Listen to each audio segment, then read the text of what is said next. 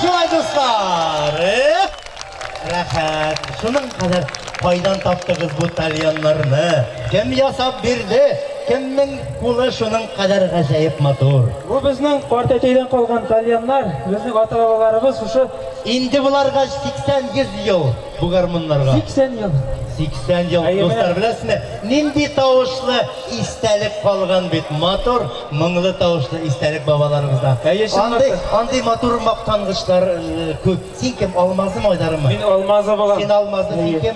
Almazım aydarı mı? Aydar. Şulay birisi almaz buğaz, ikincisi ististimindir da aydarı bula. Dostlar, mesela dik aptırap bilirsiniz, kaysına varıp selam etirge bir.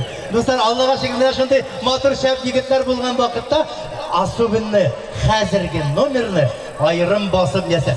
Çünkü bu jır benim bacayının anasına bağışlıyız, değil mi? Eğer bağışlayız. Hadi aytıp bitirem.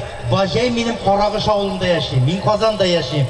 Birisi Kurshavulda, Kashkalevda iş bacay. İkinci birisinin Damir isimlisinin, enisinin tuğan günü 72 yaş. Gülfanova Firuze Hanım Şerif kızının tuğan günü kadroslar. Uluk bayramımız bilen elbette kutluyoruz. Kızlarınız, ullarınız, gelinleriniz, tuğanlarınız hem barışabızda. Rahmat. Qul shabolig'ali kimlarning bayrami? Albatta, qul shababız. Bizga boltoshlar bek o'xshadingiz. Bizga tog'a kelasi kelib ketdi sizga. Endi ikkinchi otnaga Nirkay, Yuqori Qorish ham Tushka avulda bo'lamiz. Shunga ko'ra kelingiz borimizda. Mana shulay do'stlar, Diristanda bayram bugun bilan atigul bayram albatta. Yo'li bo'yi davom etadi. Biz jirni taqdim etamiz. Tug'ilgan kunlar muborak bo'lsin. Yillar o'tib borsa-da ko'ngillarimiz har vaqt yosh bo'lib qolsin. Yoshlikda gullab yashaganimizlar.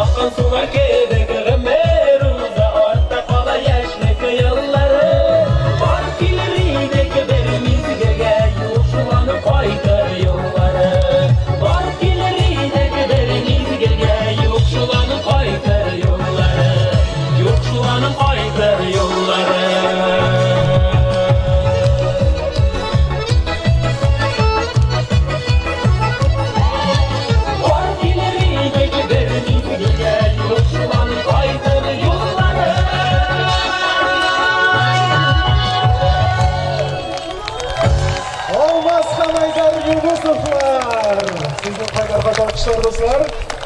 Aytag'iz tag'in bir qat boshi yegiz endi, boshi yegiz tag'in bir qat. Xullas ham Aydar Yunusovlar. Boltaşlarga rahmat. Esan sog' bo'lasiz. O'zlari bayondavdi, o'zlari jurli. Молодцы, 3 в одном. Boshladimi do'stlar? Alfina Azgamova.